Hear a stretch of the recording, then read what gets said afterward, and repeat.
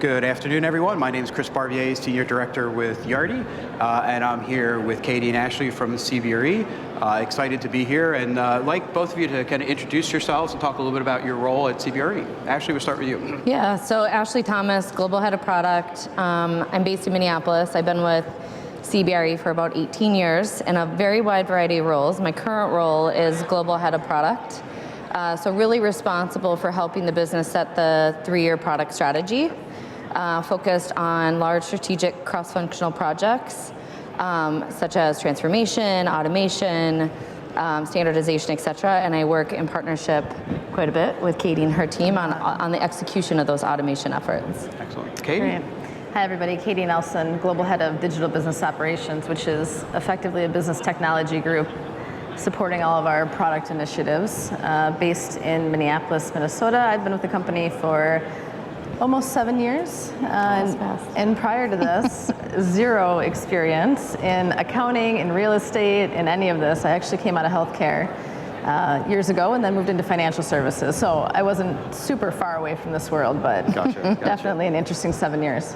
I know we were just, I guess it was back in January, we were together in a meeting, and on it, Yardi kind of told a story about, I think, the history between our organizations go back to the mid-90s. Yeah. So we've had a long-standing relationship with CBRE, but there's so many business units and entities within CBRE. Can you talk a little bit more specifically about kind of your line of business and exactly what your part of the organization does? Yeah, so CBRE is made up of a number of different segments. We sit in the building operations and experience segment alongside GWS, property management, project management, and then our business, which is investment accounting and reporting solutions. And we provide really everything from property all the way up through fund and investor level services to global investment managers. Anything else you want to add? That's a lot. So I know. And It's a big business. It actually ties in with one of the panels that we had this morning where we're talking about kind of trends that we're seeing in outsourcing around property management or investment management, property management, and kind of the different operating models. Can you talk a little bit about, I guess from both of your perspectives, like what you're seeing in the industry, some of the trends you're seeing around some of those models, and kind of how you're assisting clients with that? Yeah, I'll start on the business side, and then Katie can talk in more detail on the technology side. But from a business perspective, our business actually started with the lift out of CBRE IMs back in middle office into, at that time, advisory services, so that we had the ability to provide that property fund through investor level services. So we saw it as a gap in the market. There really wasn't anybody doing it that was real estate specific. So our business is really born from an internal lift out. Since then, we've kind of grown in a few different strategic ways. One is via lift out. So we strategically work with different large global investment managers on lifting out their back and middle office into the CBRE organization.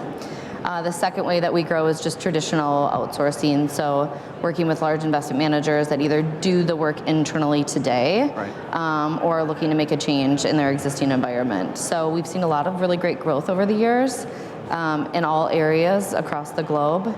And do you want to talk a little bit about the technology stack that supports that? Yeah, I think whether it's a traditional outsourcing or a lift out, I mean, one of the most common things that we hear is that these clients just simply don't have the internal capabilities to support their accounting platforms and, you know, the potentially disparate sets of tools that have been implemented over the years, right? So I think one of the biggest selling points for us is the fact that, again, regardless of the scenario, you can come over to our platform/ecosystem. As we think about that, and you know, given the number of clients that we have, we are a Yardi shop, and a number of Yardi instances, but we have a lot of other peripheral tools that we've implemented throughout the years. We're using Anaplan, we're using Workiva, et cetera. And so really, when we think about the model that we offer to these clients, it's very dependent upon their individual needs. We sell flexibility. I mean, we talk about this all the time on our leadership team meetings, and we love selling flexibility, but there's this constant sort of this battle of, you know, how do you continue to sell flexibility, which is what, you know, brings us the clients that we have, while also trying to keep our foundation as standard as possible so that we can further automate, so that we can leverage AI, et cetera. So it's really interesting, but I don't know that we'll stop selling flexibility, so it's up to me to figure out the standardization piece. Well, I guess one of the questions, like you mentioned kind of a couple different models, the lift outs and things like that. What do you think is driving those decisions from clients? It's flexibility, is it staffing, is it efficiencies? Like, what do you think are the main drivers? It's a combination. Yeah. So one, people, they want to make sure that they have a model that is scalable. They want to make sure that they give their people opportunities for growth and development. They also want a better, more measurable cost model. So as funds grow and or shrink, they have a more predictable cost structure. I think the growing need in investing in technology, we heard earlier today in the general session that on average, firms are investing in $1 to $5 million, and a lot of that's just to keep the lights on, right? So the ability to innovate is hard. The other component I would mention is the growing complexity with compliance and regulations, and being able to rely on a partner to help you through that is beneficial. You kind of mentioned too this, like being able to go from the property level really up through the fund. Yeah. How do you see that? That seems to be a differentiator because there's a lot of different players in all those spaces. Kind of how do you go and kind of sell that efficiency to some of your clients?